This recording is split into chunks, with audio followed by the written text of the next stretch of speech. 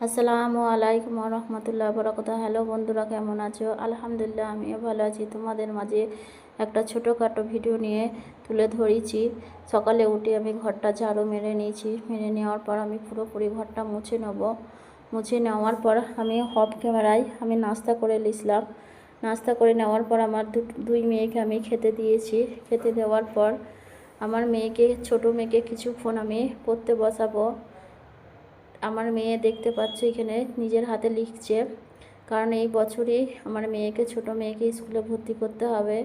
ওই কারণে আমার মেয়ে নিজে নিজে এবার লিখতে শিখে গেছে। নিজে নিজে 1 2 3 4 লিখতে থাকছে। তার সাথে আমার বড় মেয়েও এখানে লিখছে। লেখা হয়ে যাওয়ার পরই দুই মেয়েকে নিয়ে আমি বাজারে যাব। বাজার থেকে কিছু সবজি আনার আছে, দু একটা। যারা যারা আমার এই ভিডিওটা প্রথম থেকে শেষ পর্যন্ত দেখে নিয়েছো তাদের করে অসংখ্য অসংখ্য ধন্যবাদ। আমার ভিডিওটা যদি তোমাদের মাঝে ভালো লেগে থাকে একটা লাইক কমেন্ট শেয়ার করে দিও, সাবস্ক্রাইব করে পাশে থেকো। আমিও তোমাদের পাশে সব সময় থাকবো। এই দেখতে পাচ্ছ আমার মেয়ের লেখা হয়ে গেছে পুরোপুরি 1 থেকে একদম 16 পর্যন্ত। বন্ধুরা, দুই মেয়েকে নিয়ে আমি বাজারে চলে এসেছি। এটা হচ্ছে বাজারের সামনে। আর বাজারটা বন্ধুরা অনেকটা বড়, কিন্তু আমি সবটুকু তোমাদের কাছে ভিডিও করে তুলে ধরতে পারিনি। যতটুকু পেরেছি আমি তোমাদের কাছে তুলে ধরেছি। আর এইখানে দেখতে পাচ্ছ কাঁচা আম। আমি কাঁচা আমও নিয়ে নেব আমের ডাল করার জন্য। তারপর দু একটা খালি আমার সবজি নেওয়ার আছে, সবজিগুলো আমি নিয়ে নেব। যারা আমার এই ভিডিওটা দেখছো একটা লাইক করে দিও। তোমাদের একটা লাইক হলো আমার কাছে অনেক মূল্যবান জিনিস।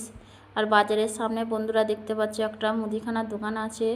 মুদিখানার দোকানেও আমার দু একটা সামান নেওয়ার আছে, সেই সামানগুলো আমি নিয়ে নেব।